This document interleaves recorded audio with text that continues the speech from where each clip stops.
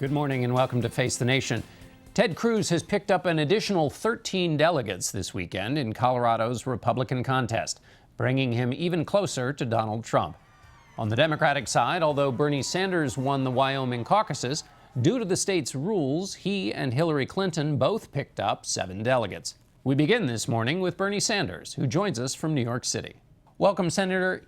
Is the victory in Wyoming kind of a picture of where the campaign is at this moment? A win for you, which sounds good, but then you look at the delegate numbers and you split it with Hillary Clinton. Well, John, that is the 8th victory that we have won in the last 9 contests. There is no question, I think, that we have the momentum. If you look at national polling, where we started this campaign, we were 60 points down. Some of the recent polls actually have us, national polls have us ahead of Secretary Clinton. We are closing the gap in New York, in Pennsylvania, in California. I am feeling really great, and I believe that we have a real path to victory, and that at the end of the day, we're going to win this. Let's talk about that path to victory, though, because you still have to make up that deficit in pledged delegates that Hillary Clinton has. And so the people who look at the math here say that that path requires you to have, you really need really big wins. Do you think that's probable? Right. How does that happen? What's the path? Well, let me just say this, John. We have cut her lead by a third in the last 3 or so weeks. I think we're now 214 delegates behind. We used to be more than 300 delegates behind. We've got some big states coming up. Look, when we began this campaign, we had to deal with the South, the Deep South, and that's a pretty conservative part of this country, not a stronghold for me. We're out of the South now. We're heading to New York. We're heading west. And I think you're going to see us do very well in many of those states. And the reason is that our message is resonating. People really are tired of establishment politics, establishment economics. They do not believe that a candidate who receives huge amounts of money from Wall Street or other special interests like Secretary Clinton really will be capable of addressing the major crises facing the working families of this country. You mentioned the South was not a stronghold for you. Let me ask you about your theory of the presidency, which is that you're going to be able to build a momentum that will swamp Republicans in those southern parts of the country, in conservative parts of the country, because you will have built such a movement that it will overcome all of the political blockage that's kept things clotted up here in Washington. But if you haven't been able to win in the South, doesn't that mean there's a limit to your appeal that won't be able to work as you'd like it to when you become president?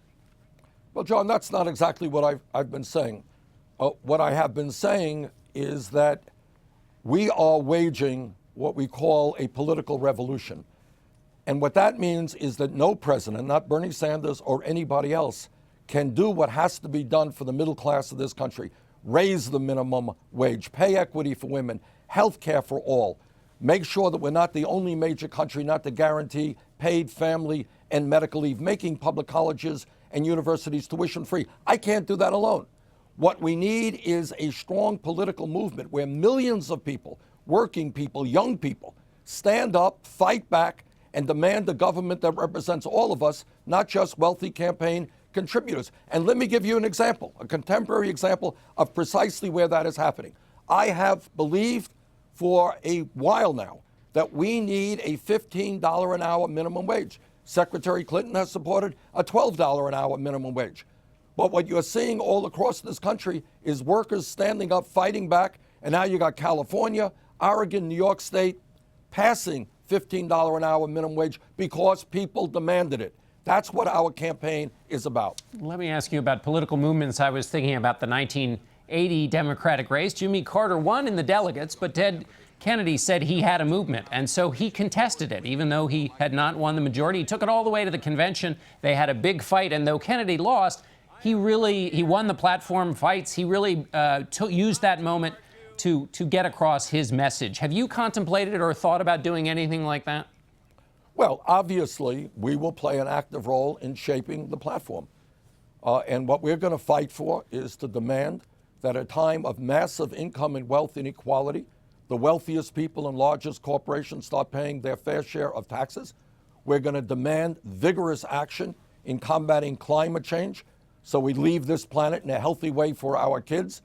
We are going to take on the issue of poverty in America, that very few people talk about. It is unacceptable to me that we have the highest rate of childhood poverty of almost any major country on earth. We're going to rebuild our crumbling infrastructure and create 13 million jobs, improving our water systems and wastewater plants, roads and bridges. Those are the issues that we will fight for to get on the platform, whether I am the nominee or whether Secretary Clinton is the nominee. So what Kennedy did was he contested the actual nomination in order to get his message across. Is that something you've contemplated?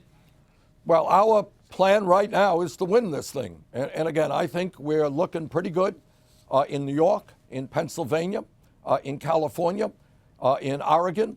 I think we have a real shot to end up with more delegates. And the other point that I would make, John, is that if you look at most, not all, but most of the national polling, what you find is that Bernie Sanders runs stronger against Donald Trump and against other Republicans, sometimes by pretty large numbers, than does Hillary Clinton. And you're going to see, you're going to see a lot of delegates wanting to beat Trump and saying, you know what, maybe Bernie is the guy to do that.